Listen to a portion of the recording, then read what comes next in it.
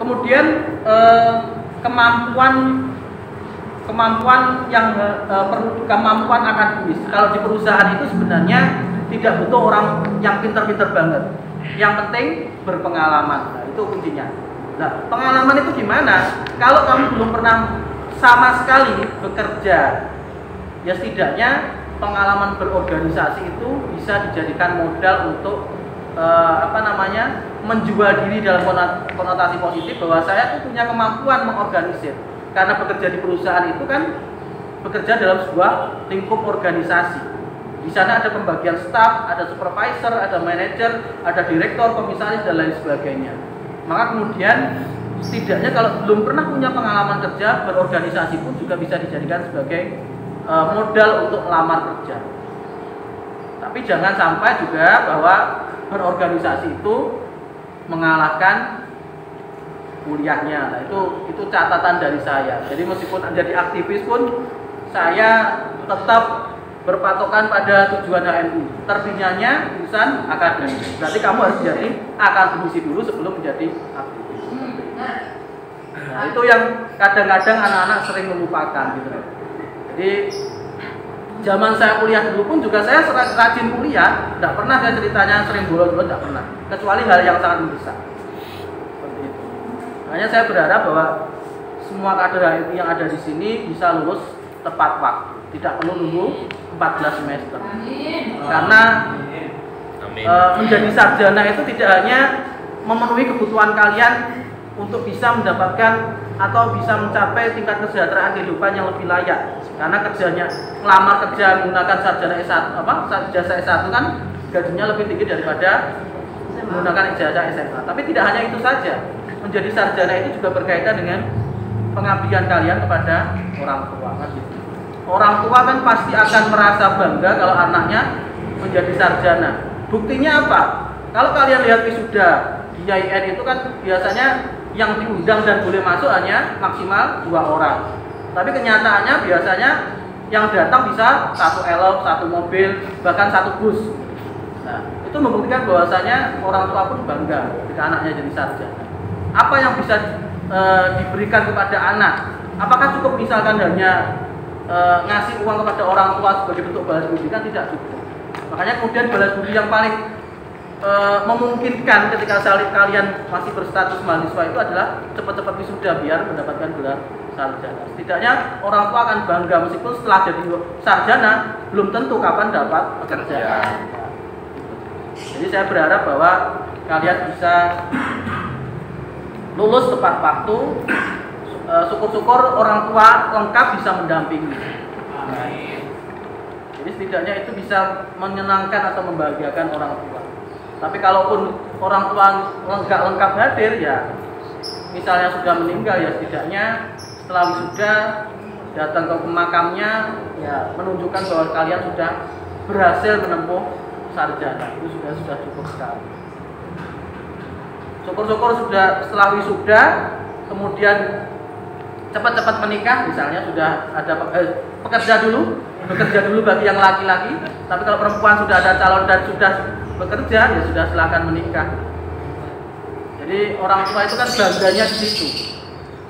Gak kira orang tua itu bakal minta balasan berupa uang yang sudah dikeluarkan dari kamu lahir sampai kamu dewasa, kan tidak mungkin. Tapi balasan terbaik bagi orang tua apa ya seperti itu. Menjadi sarjana, syukur-syukur bisa segera nyarikan mantu. Amin. Syukur-syukur lagi bisa ngasih cucu. Nah, amin. Sudah sangat senang sekali orang tua. Jadi perlu kamu identifikasi ketertarikan kalian itu di mana. Apakah saya akan bekerja di lingkup sesuai dengan konsentrasi keilmuan saya, misalkan di syariah atau di ekonomi, ataukah saya bekerja di luar itu? Misalnya kalian sarjana hukum, tapi sebenarnya kalian nggak terlalu minat gitu loh bekerja di bidang hukum. Justru saya itu senangnya jualan online. Ya sudah, lakukan saja itu. Jadi tidak harus bahwa gelar sarjana hukum kerjanya harus berkaitan dengan hukum, tidak harus. Makanya sesuai dengan ketertarikan kalian. Itu juga misalnya kalian sarjana ekonomi tapi ternyata lebih suka desain grafis, ya sudah tekuni saja desain grafisnya, tidak perlu menjadi atau bekerja di bidang ekonomi, itu tidak apa-apa. Gitu. Jadi jangan kemudian harus saklek bahwa sarjana hukum harus bekerja di bidang hukum, sarjana ekonomi harus di bidang ekonomi. Bahkan kalian melamar jadi perwira polisi atau perwira TNI pun setelah S1 juga bisa. Jadi jangan sampai pikirannya sempit dan ujung-ujungnya kalau biasanya pelariannya sarjana hukum apalagi di fakultas syariah karena nggak bisa jadi hakim atau nggak bisa jadi advokat atau nggak bisa jaksa, ujung-ujungnya ngajar di madrasah. Saya paling tidak suka seperti itu. Bukan kemudian ngajar di madrasah itu hina, tidak, tapi ya eman-eman lah keilmuanmu gitu. Kalau kamu punya yayasannya nggak apa-apa bekerja di situ, tapi kalau kamu hanya bekerja di situ sebagai misalkan staf atau tenaga guru, saya rasa eman-eman. Jadi bekerja itu jangan hanya menilai bahwa yang penting saya kerja, orang melihat saya sebagai sarjana dan sudah dapat pekerjaan, jangan hanya itu saja. Tapi bekerja itu juga berkaitan dengan meningkatkan kesejahteraan hidup. Berarti kan harus cari pekerjaan yang bisa memenuhi kebutuhan hidup yang layak bagi kemanusiaan. Selain mendapatkan pekerjaan yang layak, yang perlu diperhatikan adalah bekerja itu harus dipahami juga sebagai ibadah.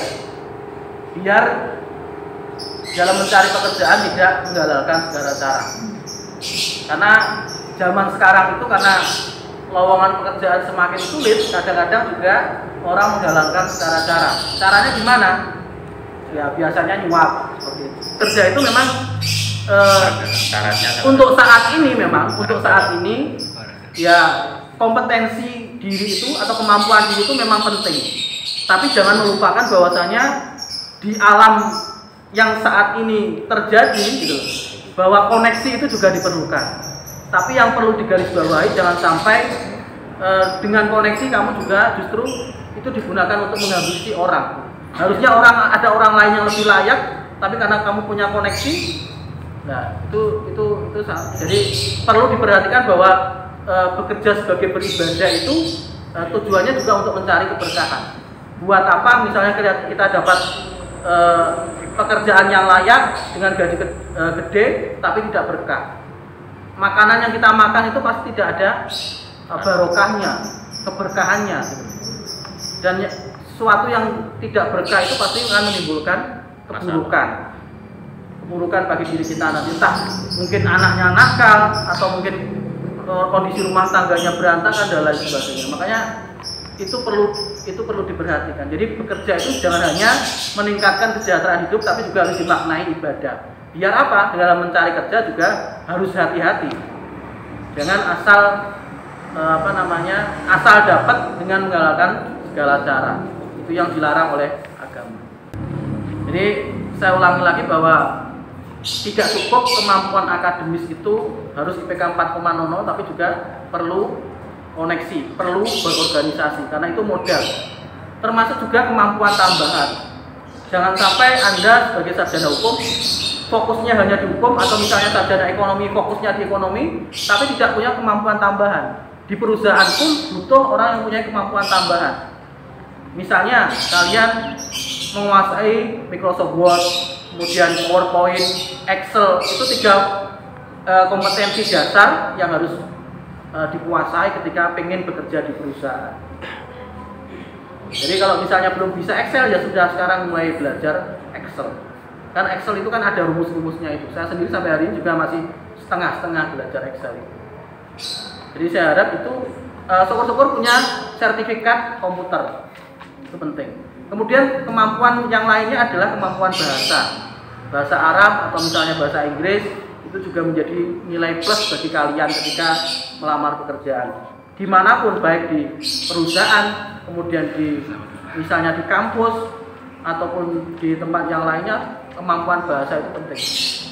Karena Indonesia saat ini kan sudah memasuki era globalisasi. Belum lagi kita juga dihadapkan dengan yang namanya proyek besarnya Cina yang namanya OBOR, One Belt One Road. Anak ekonomi tahu itu apa enggak? One Belt One Road atau Belt Road Initiative. Belt Road Initiative itu Cina punya inisiatif untuk membantu negara-negara dalam membangun infrastruktur. Tujuannya apa? Cina itu sebenarnya pengen membangun jalur sutra baru. Dengan jalur sutra baru itu dia bisa melakukan hegemoni, penguasaan ekonomi karena aksesnya lancar. Dengan cara apa? Ngutangi. Nah, ngutangi itu tujuannya kan yaitu tadi hegemoni. Biar apa? Orang-orang mau, negara-negara di luar Cina itu mau berdagang dengan Cina. Karena selama ini yang terkenal adalah poros ekonomi dunia itu di Amerika Serikat. Kemudian pengen digeser oleh Cina melalui proyek yang namanya One Belt One Road itu dengan cara apa? Memberikan pinjaman lunak bagi negara-negara berkembang seperti Indonesia. Diutangi asal kamu dagangnya dengan saya. Nah, seperti itu. Tapi ngomongnya sih itu konteksnya dalam upaya pemerataan ekonomi secara global, katanya membantu negara lain adalah padahal enggak. Motivasi ekonominya yang pertama itu tadi hegemoni ekonomi, yang kedua adalah hegemoni keamanan. Kalau sudah menguasai ekonomi dan keamanan dunia, ya pasti dia menjadi pemenang. Seperti Amerika pun kan seperti itu. Ekonomi dikuasai, stabilitas ekonomi kita bergantung pada yang namanya NYMEX di Amerika itu berusaha kurs dolar terhadap rupiah. Kemudian minyak kita juga tergantung harganya tergantung pada Amerika lah, itu kan karena ada hegemoni ekonomi. Nah, Cina pengen melakukan itu. Seperti itu.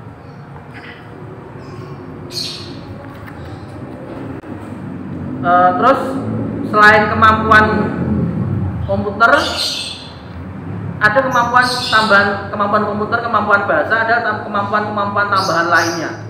Misalnya kalian bisa desain grafis, Corel Draw, ataupun misalnya Photoshop misalnya. Nah, itu juga kemampuan tambahan yang menjadi nilai plus ketika kalian ngelamar kerja. Jadi ngelamar kerja itu jangan hanya standar saja. Standar saja itu maksudnya punya ijazah, kemudian bikin CV, itu saja tidak cukup. Jadi harus ada nilai plusnya yang menunjukkan bahwasanya kalian tuh layak diterima dibandingkan orang yang lainnya. Nah, nilai plus itu harus kamu persiapkan mulai dari sekarang. Seperti itu. Jadi karena bisa Corel, saya pun juga Photoshop bisa, tapi kalau Corel nggak terlalu bisa. Karena itu kemampuan yang tambahan yang penting, tapi ya meskipun tidak menentukan, tapi itu tambahan kemampuan tambahan yang sangat penting yang setidaknya bisa menambah bahwa orang itu menjadi sangat yakin untuk menerima atau mempekerjakan kalian di sebuah perusahaan.